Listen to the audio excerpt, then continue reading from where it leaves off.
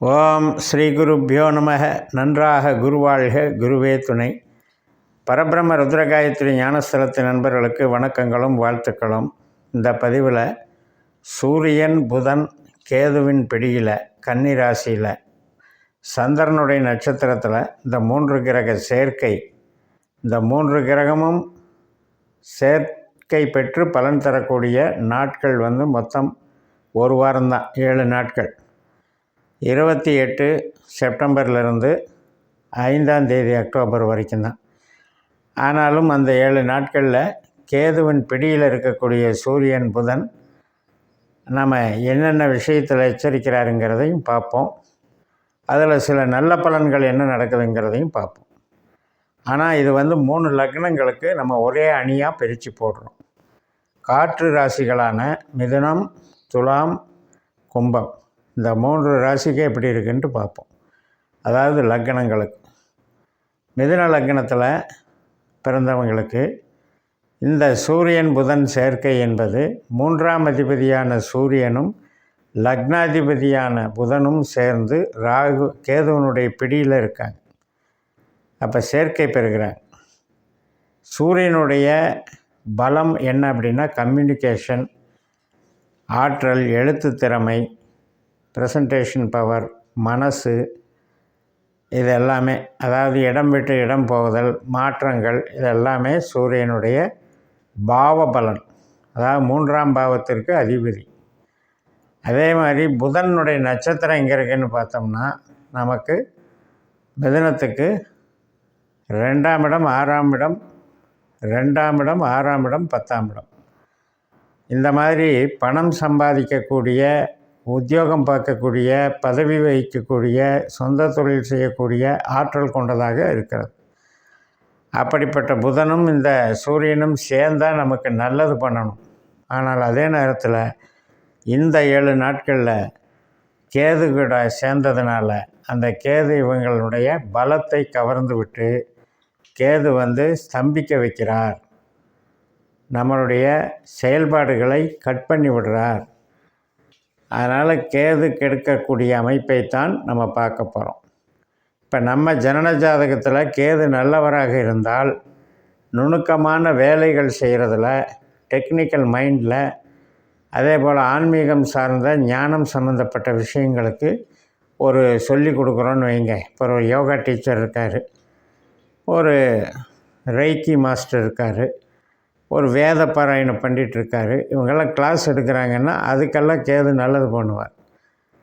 ஆனால் ஒரு பண விஷயத்தில், ஒரு தந்திரம் யூஸ் பண்ணுறதில், டெக்னிக்கலில், வியாபாரத்தில், அதெல்லாம் கொஞ்சம் கிரிமினலாக திங்க் பண்ணக்கூடிய நபர் கேது. வஞ்சம், சூழ்ச்சி, அதை நம்ம சூழலில் சிக்க வச்சு வேடிக்கை பார்க்குறோம். அதனால் அந்த சிச்சுவேஷனை மட்டும் பார்த்துக்கணும்.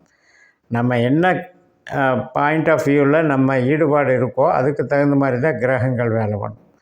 அப்போ மிதனத்துக்கு பொறுத்த வரைக்கும் 4ஆம் இடத்துல இருக்கிற கேது தாய்மனை, பூமி, வீடு, வாகனம் அப்படின்ற ஸ்தானத்தில் சந்திரனுடைய நட்சத்திரத்தில் இருக்குது.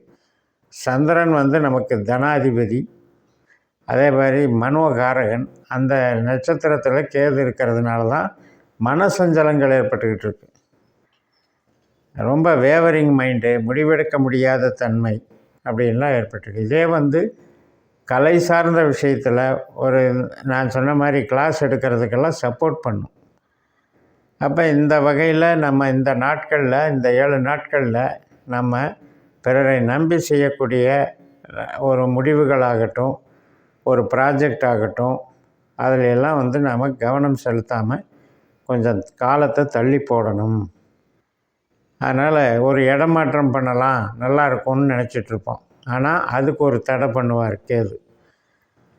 கருவிகள், நாம் உபயோகிக்கக்கூடிய கருவிகளில் ஒரு இடைஞ்சல் பண்ணுறது, நாம் எடுக்கிற முடிவுகளையே நமக்கு அகென்ஸ்டாக திருப்பி விட்டு இந்த முடிவு தவறானது, வேறு முடிவுக்கு போவோன்னு குழப்ப வைக்கிறது.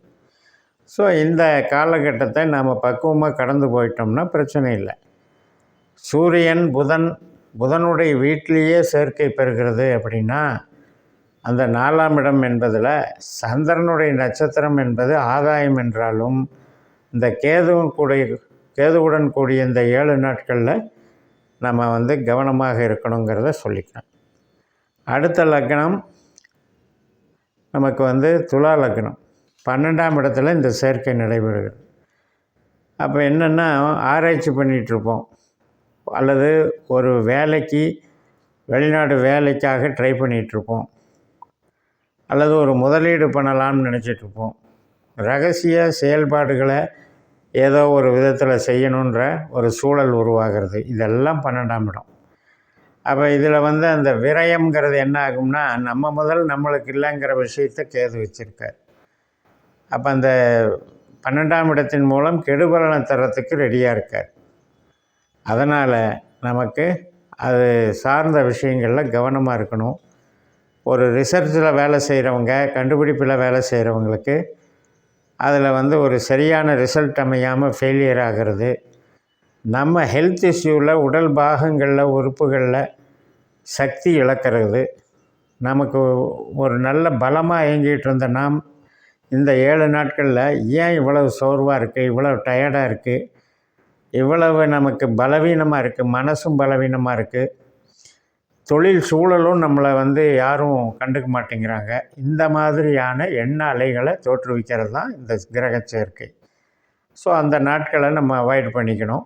நமக்கு பொறுத்த வரைக்கும் நம்முடைய ஜனன ஜாதகத்தில் புதன், சூரியன், கேது திசாபுத்தி அந்தர சூட்சுமங்களில் சம்மந்தப்பட்டால் தான் இந்த பாதிப்புகள் நடக்கும். அது சம்மந்தப்படாத வரைக்கும் வேறு கிரகத்தினுடைய திசாபுத்தி அந்தரம் நடக்கும்போது இந்த பலன்கள் பெருசாக இருக்காது.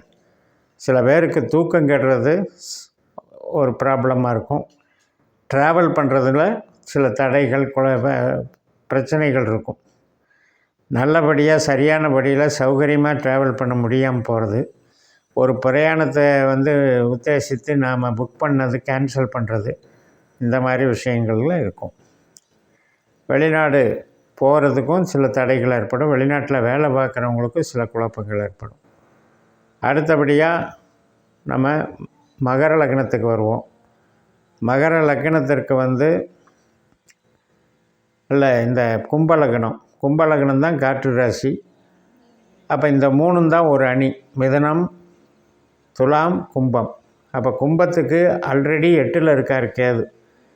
கஷ்டம், நஷ்டம், வலிவேதனை, குழப்பங்கள், மனோபயம், நமக்கு ஏற்படக்கூடிய உடல் அசதிகள், உடல் உபாதைகள், நோய் டெவலப் ஆகிறது, இதெல்லாம் ஆல்ரெடி கேது கொடுத்துட்ருக்கார். அதில் சூரியனும் புதனும் போய் சேரும்போது நாம் போட்டு வச்சுருக்கிற ப்ரீ பிளான் பண்ணி வச்சுருக்கிற திட்டங்களெல்லாம் கொஞ்சம் குழப்பம் உண்டாயிரும்.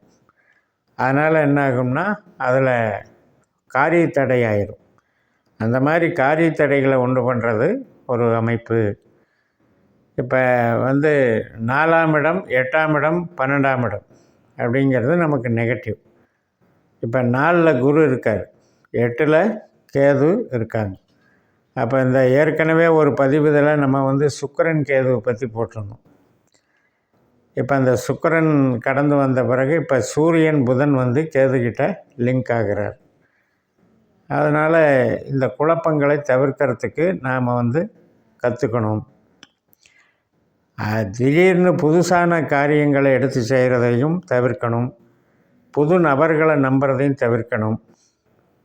சூரியன்னா தந்தை வர்க்கம், நம்மளுடைய மேலதிகாரிகள், அவங்க சம்மந்தப்பட்டதுலேயும் நமக்கு ஏதோ ஒரு வகையில் ஒரு அவமானமோ ஒரு பாதிப்போ ஏற்படும். புதன் அப்படிங்கிறது தாய்மாமன் சம்மந்தப்பட்ட காரகன், நண்பர்கள் சம்மந்தப்பட்டது, கூட பிறந்த சகோதரி சம்மந்தப்பட்டது, இதெல்லாம் வந்து நமக்கு குழப்பம் உண்டாக்கும். அப்போ ஜென்ரலாகவே நமக்கு என்னென்னா உறவுகள் சார்ந்த விஷயம்னு எடுத்துக்கலாம். உறவுகள் சார்ந்தது நம்மளாக அசால்ட்டாக முடிவெடுக்கிறது, ஞாபக மறதியாக செயல்படுறது, அதே நேரத்தில் சட்ட விரோதமான செயல்களில் ஈடுபடுறது மற்றும் இடம் விட்டு இடம் போகிறதுக்கு பிளான் பண்ணுறது, இதுக்கெல்லாம் கொஞ்சம் தடையாக இருக்குங்கிறனால இந்த 7 நாட்களை ஈஸியாக பொறுமையாக இருந்து கடந்துட்டு மற்ற நாட்களில் இந்த பிளானெல்லாம் வச்சுக்கோங்கன்னு சொல்லி நிறைவு செய்கிறேன். இந்த சேனலை சப்ஸ்கிரைப் பண்ணி ஷேர் பண்ணுங்கள். உங்கள் தனிப்பட்ட ஜாதக பலாபலன்களை என்னுடைய வாட்ஸ்அப் நம்பரில் தொடர்பு கொண்டு பலன் பெறுங்கள். உங்களிடமிருந்து விடைபெறுகிறேன். உங்கள் ஜேஎம்எஸ். நன்றி, வணக்கம்.